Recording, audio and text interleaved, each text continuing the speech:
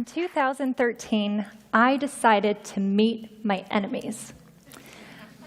I was a 27-year-old award-winning documentary filmmaker and a proud feminist, and I was determined to expose the dark underbelly of the men's rights movement. At that point, all I knew of the men's rights movement was from what I read online, that it's a misogynistic hate group actively working against women's equality.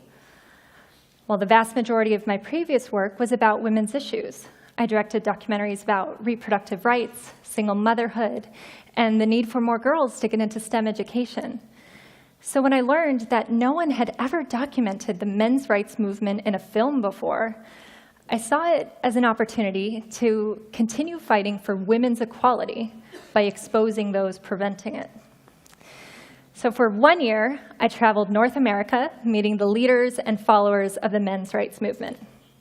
I spent anywhere from 2 hours up to 8 hours interviewing each individual men's rights activist, also known as MRA. And I filmed 44 people total. And there's an important rule in documentary filmmaking. As an interviewer, you do not interrupt. So I'm asking questions, and I'm getting their full life story. And in the moment, I didn't realize it. But now looking back, I can see that while I was conducting my interviews, I wasn't actually listening. I was hearing them speak, and I knew the cameras were recording. But in those moments of sitting across from my enemy, I wasn't listening. What was I doing? I was anticipating. I was waiting to hear a sentence, or even just a couple of words in succession that proved what I wanted to believe, that I had found the misogynist, the ground zero of the war on women. A couple of times I thought I had it. There was one men's rights activist that said to me, "Just walk outside and look around.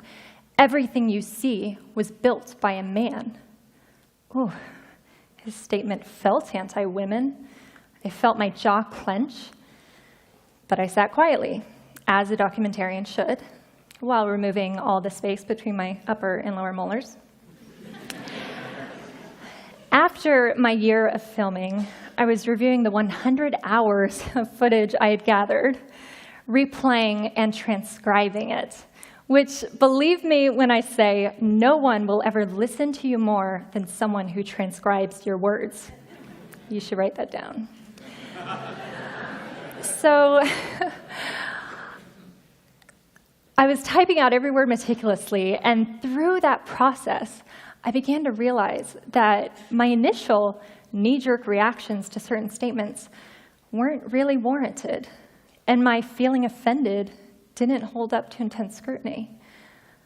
Was that statement about men having built the skyscrapers and the bridges anti-women? I thought, well, what would be the gender reverse scenario? Maybe a feminist saying, "Just look around. Everyone you see was birthed by a woman." Wow, that's a powerful statement. And it's true. Is it anti-male? I don't think so. I think it's acknowledging our unique and valued contributions to our society. Well, luckily, while I was making the Red Pill movie, I kept a video diary, which ended up tracking my evolving views. And in looking back on the 37 diaries I recorded that year, there was a common theme.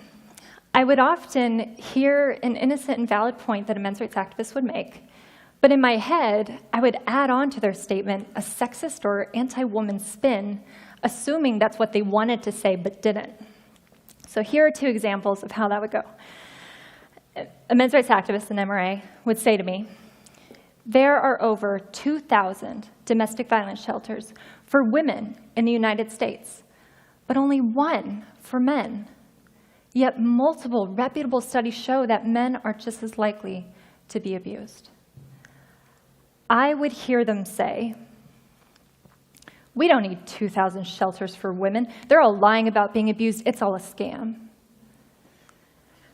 But in looking back on all the footage I'd gathered of men's rights activists talking about shelters, and all the blogs they've written and the video live streams they posted on YouTube. They're not trying to defund women's shelters, not at all. All they're saying is that men can be abused too, and they deserve care and compassion. Second example, a men's rights activist would say to me, "Where is justice for the man who was falsely accused of raping a woman? And because of this accusation, he loses his college scholarship and is branded with the inescapable title of rapist." I would hear them say, "A woman being raped isn't a big deal." It's as if I didn't hear the word falsely accused of rape. All I heard was he was accused of rape. Of course, rape is a big deal, and all the men's rights activists I met agreed it is a horrible thing to have happened to anyone. I eventually realized what they're saying is they're trying to add to the gender equality discussion who is standing up for the good-hearted, honorable man that loses his scholarship, his job, or worse yet, his children, because he's accused of something he absolutely did not do. Well, I couldn't keep denying the points they were making. There are real issues. But in my effort to avoid agreeing with my enemy completely, I changed from putting words in their mouth to acknowledging the issue, but insisting they are women's issues. So here are two examples of how that would go. A men's rights activist would say to me, "Men are far more likely to lose their child in a custody battle." And I would counter, well, because women are unfairly expected to be the caretaker, it's discrimination against women that women get custody more often. Yeah. I'm not proud of that. Second example, an MRA would say to me, "Men are roughly 78% of all suicides throughout the world." And I would counter with, "But women attempt suicide more often. So ha." Ha? It's not a contest, but I kept making it into one. Why couldn't I simply learn about men's issues and have compassion for male victims without jumping at the opportunity to insist that women are the real victims? Well, after years of researching and fact-checking what the men's rights activists were telling me, there is no denying that there are many human rights issues that uniquely or disproportionately affect men. Paternity fraud uniquely affects men. The United States Selective Service, in the case of a draft, still uniquely affects men. Workplace deaths, disproportionately men. War deaths, overwhelmingly men. Suicide, overwhelmingly men. Sentencing disparity, life expectancy, child custody, child support, false rape allegations, criminal court bias, misandry, failure to launch, boys falling behind in education, homelessness, veterans issues, infant male genital mutilation, lack of parental choice once a child is conceived, lack of resources for male victims of domestic violence. So many issues that are heartbreaking if you are the victim or you love someone who is the victim of any one of these issues. These are men's issues, and most people can't name one because they think, well, men have all the rights, they have all the power and privilege. But these issues deserve to be acknowledged. They deserve care, attention, and motivation for solutions. Before making the Red Pill movie, I was a feminist of about 10 years, and I thought I was well-versed on gender equality issues. But it wasn't until I met men's rights activists that I finally started to consider the other side of the gender equality equation. It doesn't mean I agreed with all that they said, but I saw the immense value in listening to them and trying to see the world through their eyes. I thought, if I could get my audience to also listen to them. It could serve as a rung on the ladder, bringing us all up to a higher consciousness about gender equality. So in October 2016, the film was released in theaters, and articles and critic reviews started to roll in. And that's when I experienced how engaged the media is in groupthink around gender politics. And I learned a difficult lesson. When you start to humanize your enemy, you, in turn, may be dehumanized by your community. And that's what happened to me. Rather than debating the merit of the issues addressed in the film, I became the target of a smear campaign. And people who had never seen the movie protested outside the theater doors, chanting that it was harmful to women. It certainly is not. But I understand their mindset.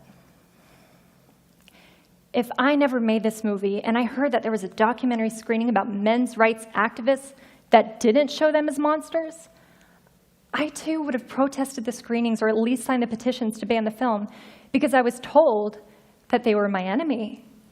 I was told that men's rights activists were against women's equality.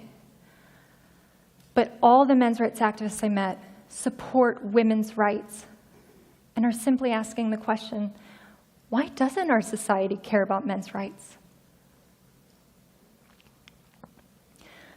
Well, the greatest challenge I faced through this whole process, it wasn't the protests against my film, and it wasn't how I was treated by the mainstream media, even though it got pretty disgusting at times.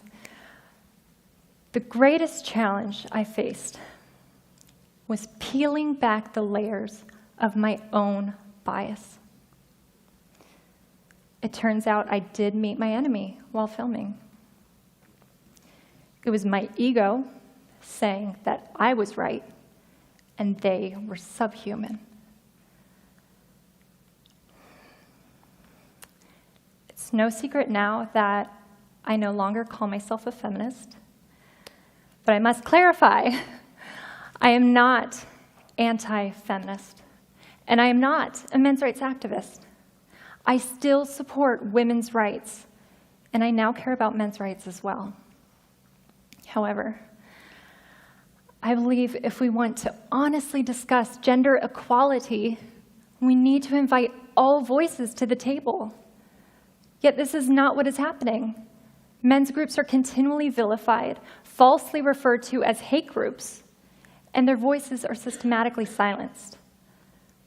Do I think either movement has all the answers? No. Men's rights activists are not without flaws, and neither are feminists. But if one group is being silenced, that's a problem for all of us.